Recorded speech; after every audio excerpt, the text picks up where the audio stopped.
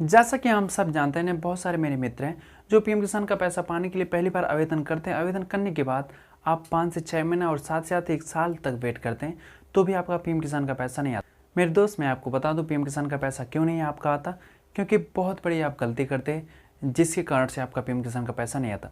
तो चलिए मैं सबसे पहले मुख्य बिंदु पे आता हूँ, यानी स्टार्टिंग में आपको बताता हूँ कि अगर आपको पीएम किसान का पैसा पाना है तो आपको करना क्या चाहिए, और अगर आपका पैसा नहीं आ रहा है तो आपको क्या करना चाहिए जिससे आपका पीएम किसान का पैसा आपके अकाउंट में आना शुरू हो जाए। तो फर्स्ट पॉइंट है मेरे दोस्त, अगर आपको पीएम किसान का पैसा पाना है तो कहीं ना कहीं आप जाते हैं पीएम किसान के ऑप्शन वेबसाइट पे, वहाँ पे ऑप्शन रहता है न्यू रजिस्ट्रेशन का।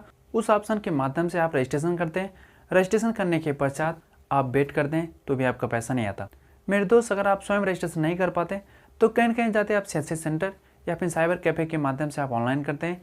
ऑनलाइन करने के पश्चात आप डॉक्यूमेंट घर पर रख देते हैं और आप वेट करते हैं कि आपका पीएम किसान का पैसा आएगा। मेरे भाई, ऐसे कंडीशन में आपका जो पीएम किसान का पैसा है 100% नहीं आएगा। आप चाहे 5 महीने वेट करिए, चाहे 6 महीने वेट करिए, चाहे साल भर, चाहे 2 साल, आपका पैसा नहीं आने वाला, क्योंकि आपको एक्चुअल जानकारी नहीं है कि आपको करना क्या चाहिए जिससे आपका पीएम किसान का पैसा आ जाए। तो चलिए मैं आपको बताता हूँ कि आपको करना क्या चाहिए। मेरे भाई, आप जैसे आवेदन कर देते हैं, आवेदन करने के बाद आपकी जो भी डॉक्यूमेंट है, जैसे बैंक पासबुक हो गया, खतौनी हो गया, राशन कार्ड हो गया और आधार कार्ड हो गया, इन सब डॉक्यूमेंट को लेकर क्या करनी है, आपको जानी है अपने लेखपाल के पास। लेखपाल के पास फॉर्म सबमिट कर देनी। तो आपके मन में डाउट है मेरे भाई कि मैं लेखपाल के पास क्यों सबमिट करूं। मेरे प्यारे मित्र, जैसा कि हम सब जानते हैं ना, अगर हमें अपने खेत का नक्शा निकलवाना हो या फिर उसमें वरासतनामा करवानी हो या फिर खेत का कोई भी काम करना हो, तो कहीं न कहीं जो खेत के अधिकारी होते हैं उनसे संपर्क करना पड़ता है, तब जाके हमारे डॉक्यूमेंट बन पाते हैं। कुछ स्टेट में उसे पटवारी कहते हैं, कुछ स्टेट में उसे लेखपाल कहते हैं। तो ऐसे स्थिति में आपके जो भी डॉक्यूमेंट होते हैं लेखपाल के पास सबमिट कर देनी है। सबमिट करने के बाद आपका जो पीएम किसान का पैसा है आपके अकाउंट में आना शुरू हो जाएगा।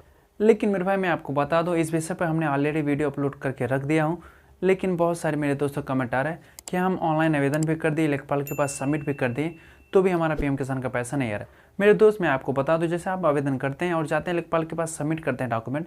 सबमिट करने के बाद पीएम किसान के ऑप्शन वेबसाइट पे जाते हैं, वहाँ पे डैशबोर्ड वाला एक ऑप्शन, उस पर क्लिक करते हैं। क्लिक करने के बाद आपको जो स्टेट लगता है, आपका ब्लॉक लगता है, सब कुछ सेलेक्ट करने के बाद आप जैसे ही रजिस्ट्रेशन वाले ऑप्शन में जाते हैं, वहाँ पे अपना नाम चेक करते हैं। अगर वहाँ पे एक्सेप्टेड दिखाता है तो इसका मतलब है लेखपाल के द्वारा वेरीफाई कर दिया गया। अगर आपका वहाँ से रिजेक्टेड दिखाता है तो इसका मतलब है लेखपाल आपके डॉक्यूमेंट पे वेरीफाई नहीं किया। अगर आपका रिजेक्ट हो जाता है तो ऐसी स्थिति में आपको क्या करनी है, पुनः जानी है लेखपाल के पास और लेखपाल से संपर्क करनी है कि सर, हमने जो भी डॉक्यूमेंट मेरे वैलिड थे आपके पास जमा कर दिया। जमा करने के बाद मेरा लिस्ट में नाम क्यों रिजेक्ट है, प्लीज उसका कारण बताइए। तो लेखपाल आपको कारण बताएंगे कि ये समस्या थी जिसके कारण से आपका रिजेक्ट कर दिया। तो ऐसे स्थिति में आपको करने क्या है, आपकी जो भी समस्या होगी लेखपाल बता देंगे, उसे पुनः आपको सही कर देना है। सही करने के बाद आप लिस्ट में नाम पुनः चेक करेंगे, वहाँ पे आपका एक्सेप्ट हो जाता है। तो मेरे प्यारे मित्र, सबसे बड़ी बात यह है कि आपका लिस्ट में नाम एक्सेप्ट है, स्वीकृत हो गया, फिर भी अगर आपका पैसा नहीं आ रहा है तो आपको करना क्या चाहिए। मेरे दोस्त, अगर आप यूपी से बिलोंग करते हैं तो मैं आपको बताऊँ तो एक वेबसाइट है, उसका नाम है जन सुनवाई पोर्टल। उस पोर्टल पे आपको जाना है, अपने मोबाइल से रजिस्ट्रेशन करना है। रजिस्ट्रेशन करने के पश्चात आपको एक बाकायदा कंप्लेन लिखनी है, जिस तरह से आप स्कूल में कंप्लेन लिखते थे पढ़ाई करते वक्त, या फिर कहीं भी दफ्तर में अगर आप कंप्लेन करते वक्त जैसा भी आप कंप्लेन लिखते हैं उस तरह से आप एक कंप्लेन लिख दें। कंप्लेन लिखने के बाद आप जन सुनवाई पोर्टल पे जाएंगे, वहाँ से एक अच्छी तरीके से कंप्लेन लिखेंगे। कंप्लेन लिखने के बाद आपको क्या करनी है, सेंड कर देनी। तो आप जैसे ही सेंड करेंगे, आपकी जो समस्या है बड़े अधिकारी के पास पहुंच जाती है। अधिकारी उसके जांच करते हैं। अगर जांच करने के बाद सब कुछ आपका सही पाया जाता है तो वहाँ से रिपोर्ट लग जाता है। रिपोर्ट लगने के बाद आपके जो डॉक्यूमेंट है कृषि कार्यालय में पहुंच जाते हैं। कृषि कार्यालय जैसे ही वेरीफाई करता है, वेरीफाई करने के पश्चात आपका जाता है सेंट्रल गवर्नमेंट के पास। सेंट्रल गवर्नमेंट के पास क्या होती है कि आपके डॉक्यूमेंट स्टेट गवर्नमेंट जांच कर लेता है। जांच करने के पश्चात आपका जो भी पैसा रुका होता है आपके अकाउंट में आना शुरू हो जाता है। तो आपके मन में डाउट है कि यार स्टेट गवर्नमेंट या सेंट्रल गवर्नमेंट होता क्या है। मेरे दोस्त, मैं आपको बता दूं, जो पीएम किसान का पैसा है तो कहीं न कहीं सेंट्रल गवर्नमेंट की स्कीम। तो सेंट्रल गवर्नमेंट कहता गया है कि किसानों के जो भी डाटा है स्टेट अपने हिसाब से जाँच करे, परख ले, और अगर इस किसान की डाटा सही पाया जाता है तो उस पर वेरीफाई कर दे। वेरीफाई करने के बाद मेरे पास लिस्ट भेजे। मेरा काम क्या रहेगा कि मैं पैसा डायरेक्ट किसान के खाते में भेज दूंगा। मेरे दोस्त, सेंट्रल गवर्नमेंट करता क्या है, किसान के खाते में पैसा डायरेक्ट भेज देता है। तो सिंपल तरीके से जन सुनवाई पोर्टल पे आप जाएंगे, वहाँ से कंप्लेन करेंगे। कंप्लेन करने के पश्चात आपका सही हो जाएगा और जो आपका पीएम किसान का पैसा रुका होगा आपके अकाउंट में आना शुरू हो जाएगा। तो आपके मन में एक डाउट है कि मैं यूपी से बिलोंग नहीं करता हूँ, यानी उत्तर प्रदेश से बिलोंग नहीं करता, किसी अदर राज्य से बिलोंग करता हूँ।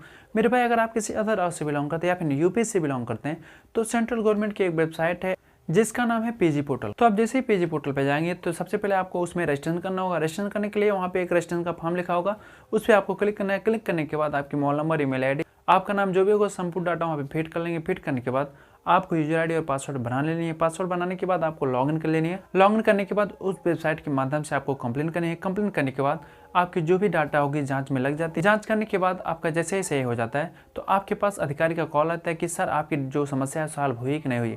अगर आपकी समस्या सॉल्व हो जाती है तो आपको बोल देना है कि मेरी समस्या सॉल्व हो गई।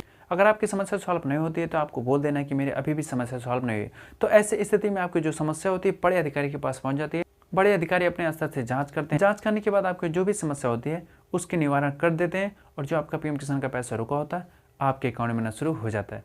तो मेरे प्यारे मित्र, इस वीडियो में आप 3 पॉइंट सीखे हैं। पहला है, अगर आप पीएम किसान का पैसा पाने के लिए पहली बार आवेदन करते हैं तो कहीं ना कहीं आप सीएससी से आवेदन करते हैं या फिर डायरेक्ट वेबसाइट पर जाके आवेदन करते हैं। आवेदन करने के पश्चात आपके जो भी डॉक्यूमेंट होते हैं लेखपाल के पास सबमिट करना है। सबमिट करने के बाद अगर आपका लिस्ट में नाम एक्सेप्टेड हो जाता है तो आपको 5 से 6 महीना वेट करना है। वेट करने के बाद आपका पीएम किसान का जो पैसा है आना शुरू हो जाती है।